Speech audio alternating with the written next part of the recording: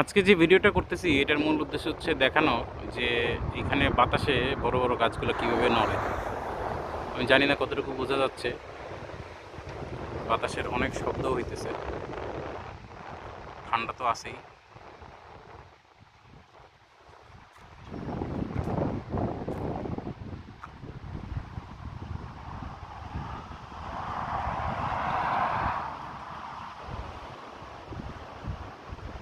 আমি এখন একটু স্টিল করে রাখার চেষ্টা করতেছি যেন সুন্দর মতো বোঝা যায়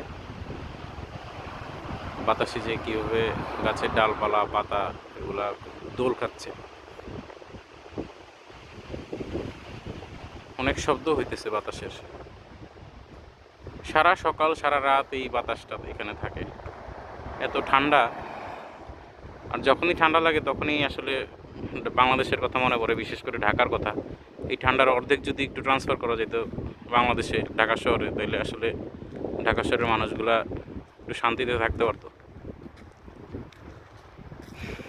এখন উইন্টার তো শেষ, স্প্রিংও চলতেছে আর কি, মিডল অফ দি স্প্রিং। সামনেই সামার আসবে ইউকেতে, কিন্তু এখানে সামারের মধ্যেও আসলে যারা বাংলাদেশে ছাত্র বা বাংলাদেশের মানুষ এখানে থাকে তারা জানে যে এখানকার সামারের যেই টেম্পারেচার সেটা আসলে বাংলাদেশের উইন্টারের টেম্পারেচারের কাছাকাছি আর কি। কারণ আমি গত বছরও এখানে সামারে ছিলাম, আপনার রাত্রেবেলা বিকালবেলায় আপনি যদি শুয়ে থাকেন তাও আপনার কাঁথা বা কম্বল গায়ে দিতে হয়। যাই হোক, এক এক দেশের এক এক বৈচিত্র্য, এক এক প্রাকৃতিক বৈশিষ্ট্য, এই আর কি।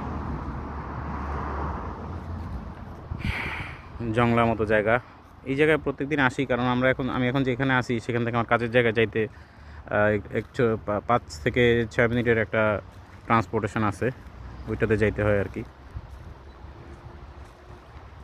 দূর থেকে পাহাড়গুলো প্রত্যেকদিন দেখি, অনেক সুন্দর লাগে। আল্লাহর অপরূপ সৃষ্টি এই পাহাড়গুলা, সব কিছুই আল্লাহর অপরূপ সৃষ্টি, সুবহান আল্লাহ।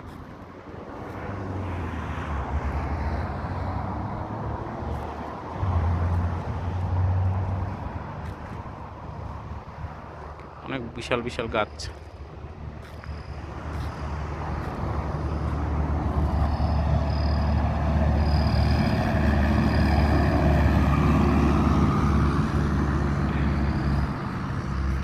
যাই হোক, সবাই ভিডিওটাতে লাইক করবেন, ধন্যবাদ।